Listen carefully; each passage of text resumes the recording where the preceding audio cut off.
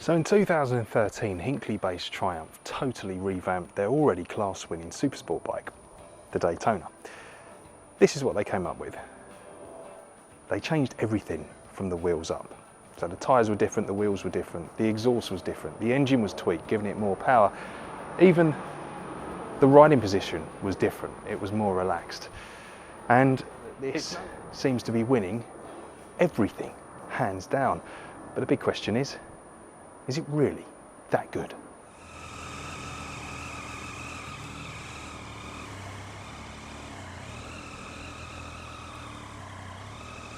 See you, mate.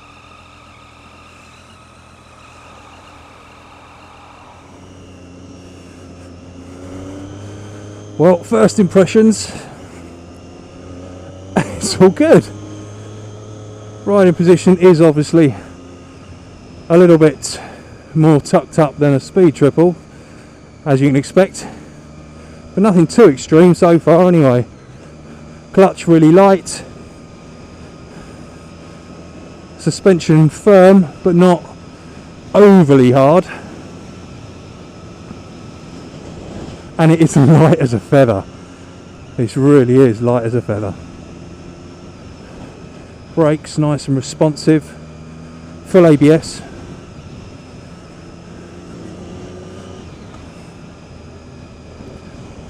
Yeah, it's nice. Nice place to be. Thank you very much, sir.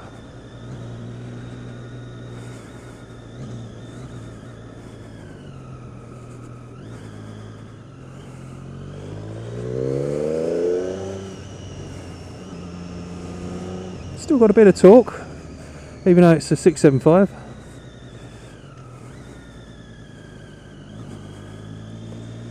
She's nice and nimble.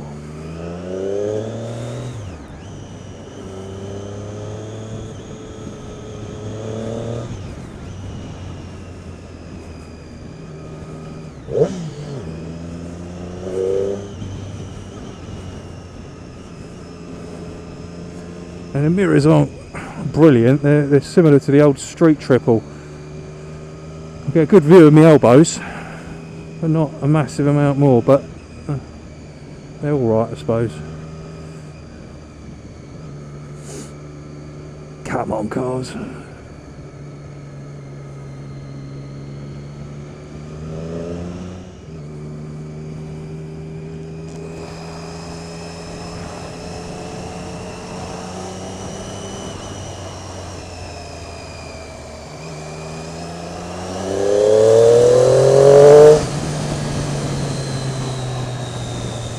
It's so loud. This is a stock can as well.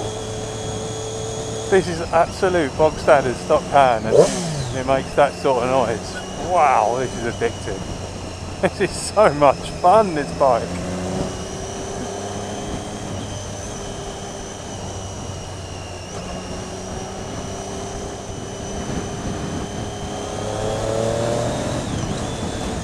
Now the R model's got a quick shifter, and that is the one thing I would prefer on this bike. So far I'm absolutely loving this beautiful bike, but I do want the quick shifter just to really open up the throttle and bang up through the gears without having to release the whole hand to use the clutch. I don't know, small things, eh? So far, oh, this is just gorgeous. So light, beautiful for around town as well. What's happening here? Come on, boys.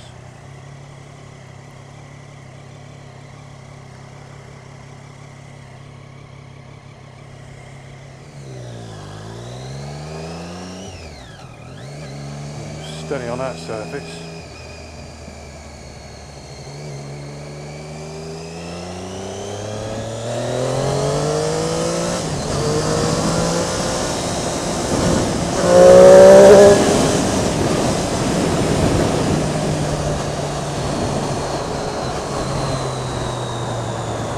Go on, mate, you're bigger than me.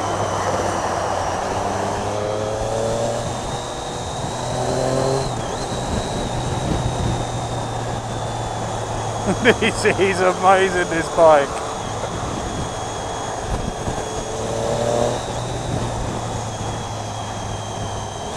don't go that way, lorry.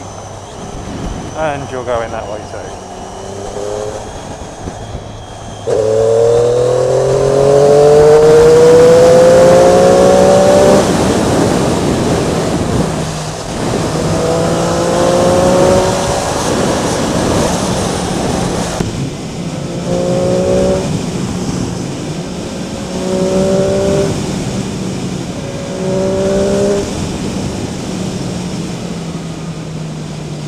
This is amazing!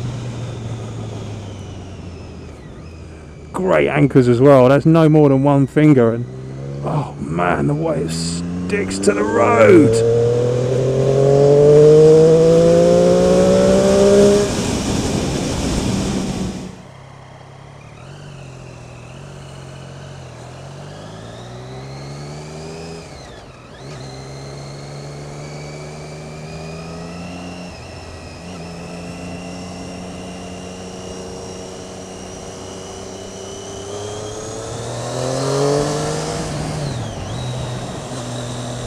Straight away, the thing I'm noticing about this is...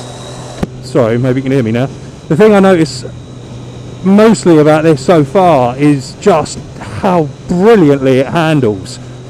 Perfectly balanced, light as a feather, and it just sticks to the road on rails. It's fantastic going around bends. You can see why up against much bigger 1000cc superbikes and any of the tests they do on a track, this is always up there amongst the very, very fastest out of every single bike because of the speed you can hold on the bends on this. It's absolutely credit to Triumph for what they've developed here. It really is something special and lots and lots of fun. Oh, a little bit of filter coffee coming up here, I think. See how well it filters.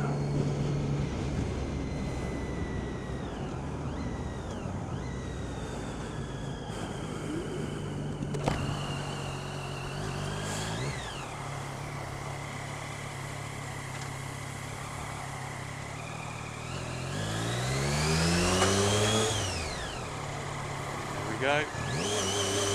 Bit of filter coffee. Cheers, my man. Thank you, thank you. Coming through. Lovely, lovely.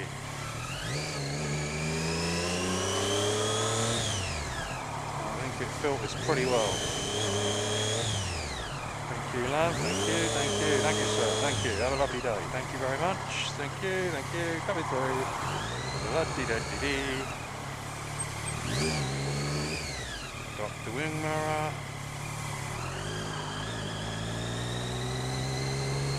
Well, I think it's fair to say it filters pretty darn good.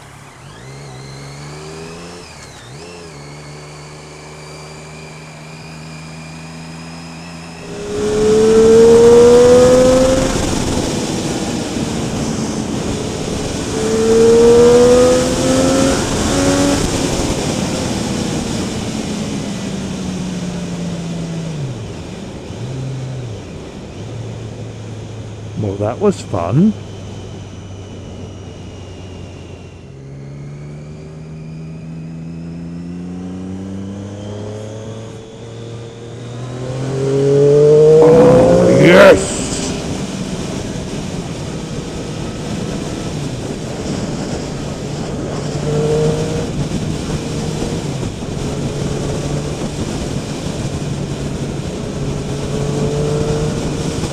Now this is one of my favourite bike routes on the way down to Lumi's Cap in Winchester, and I've done this same route when I was testing a BMW S1000RR, and don't get me wrong, that was an amazing bike, fantastic machine, so advanced technologically, but it was 200 horsepower and obviously our limits over here is 70 miles an hour, so there's just no way I could use anything like that bike's potential. Nothing like it. So it's kind of frustrating really that you've got this amazing machine, and yeah, it's beautiful to look at, you can't really do much with it.